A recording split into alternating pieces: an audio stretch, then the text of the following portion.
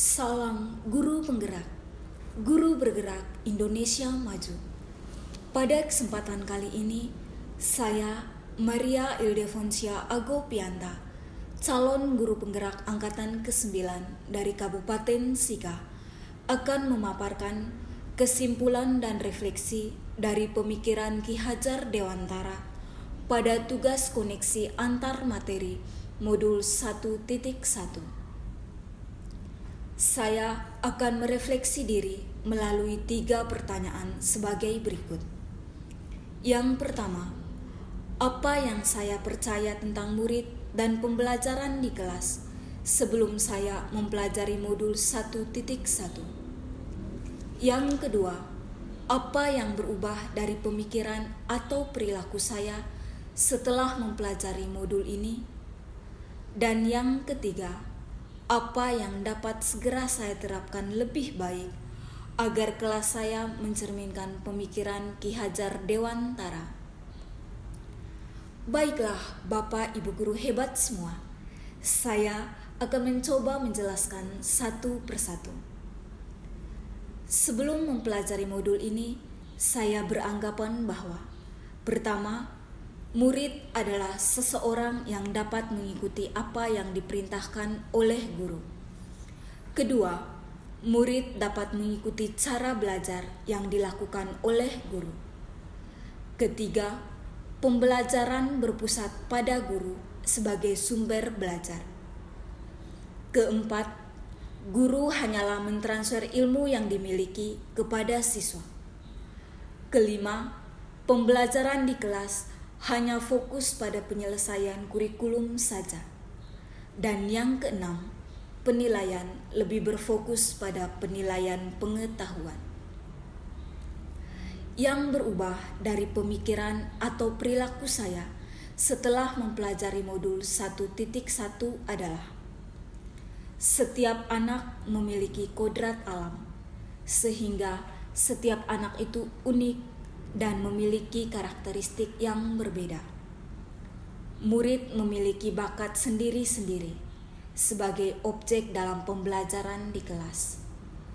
Tugas seorang pendidik adalah menuntunnya agar ia dapat mengembangkan kodrat alam tersebut sesuai dengan kodrat zaman. Murid seharusnya sebagai subjek pembelajaran. Merekalah pemegang kendali pembelajaran. Kita sebagai pendidik harus memfasilitasi belajar peserta didik agar mereka dapat menjadi manusia yang seutuhnya. Pembelajaran ini seharusnya berpusat pada murid. Mereka sebagai subjek pembelajaran, sehingga merekalah yang aktif dalam membangun pengetahuannya sendiri. Mereka berhak menentukan sumber belajar mereka. Jadi, apa yang kita berikan kepada murid berasal dari kebutuhan murid itu sendiri. Cara mengajarkannya sesuai dengan kondisi murid dan pendekatan yang dipakai berdasarkan dunia mereka. Karena sejatinya, sebagai seorang pendidik, kita harus menghamba pada anak. Tugas guru yang sebenarnya adalah membuat murid memahami pentingnya materi yang dipelajari. Guru harus membantu mereka mendefinisikan manfaat dari materi yang mereka pelajari bagi diri sendiri untuk kemudian diterapkan dalam kehidupan sehari-hari. Ini mengisyaratkan adanya proses pemaknaan materi bukan sekedar penguasaan saja, akan tetapi juga menyadari manfaat untuk dirinya sendiri. Dalam pembelajaran yang terpenting yaitu bukan penyelesaian kurikulum dan ketuntasan belajar saja, namun bagaimana anak dapat mengembangkan minatnya sesuai dengan kodrat zaman. Dalam pembelajaran, kita dapat menciptakan pembelajaran yang menuntun anak menjadi manusia yang berbudaya. Dalam penilaian, pendidik tidak hanya menilai aspek pengetahuan saja, tapi juga dapat menilai sikap dan keterampilannya, karena ketiga penilaian ini merupakan satu kesatuan yang tidak dapat dipisahkan untuk dapat menentukan keberhasilan murid. Nah, Bapak Ibu guru hebat, itulah tadi pemikiran saya sebelum dan setelah mempelajari modul 1.1. Agar siswa saya mencerminkan pemikiran Ki Hajar Dewantara, penerapan yang segera akan saya lakukan di kelas antara lain sebagai berikut. Langkah pertama yang saya terapkan adalah membuat kesepakatan bersama tentang proses pembelajaran di kelas. Saya akan menampung masukan dan membuat kesepakatan bersama mereka.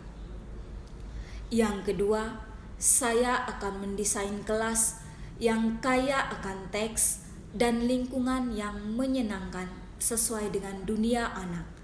Misalnya, membuat pojok baca dan mendesain kelas sedemikian rupa sehingga anak-anak betah dan nyaman di kelas.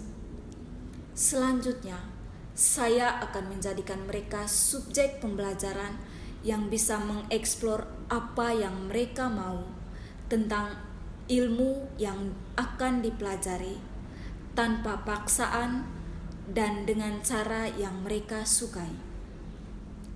Dan yang tidak kalah pentingnya, saya juga harus melakukan pengembangan diri agar saya menguasai strategi pembelajaran yang sesuai dengan kodrat zaman untuk melatih 6 kecakapan abad ke-21 yang dikenal dengan istilah 6C, yakni karakter, citizenship, critical thinking, creativity, collaboration, dan communication. Sehingga pembelajaran yang saya terapkan di kelas itu sesuai dengan kondisi saat ini atau sesuai dengan kodrat zaman. Selain itu, saya juga akan merancang pembelajaran yang interaktif dan menyenangkan dengan cara menerapkan merdeka belajar dan mengaitkan dengan profil pelajar Pancasila. Dan yang paling penting, pembelajaran tidak lagi menuntut anak, akan tetapi pembelajaran harus bisa menuntun anak menuju tujuan hidup mereka dengan cara yang bahagia. Selain itu, sebagai wujud dari tujuan pendidikan yang utama, yaitu lahirnya anak yang tidak hanya kompeten dari segi akademis, tapi juga berbudi pekerti baik. Saya sebagai guru, selain memberikan wejangan, harus bisa juga memberikan teladan yang baik.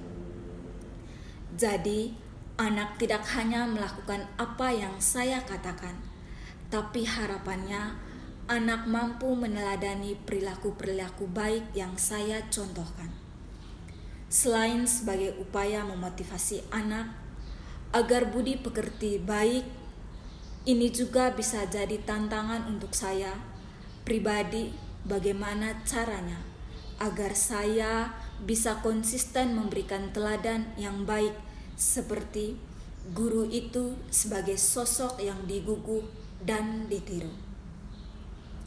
Yang terakhir, saya berharap saya bisa memaknai semboyan Ki Hajar Dewantara, yaitu Ing Ngarso Suntolodo.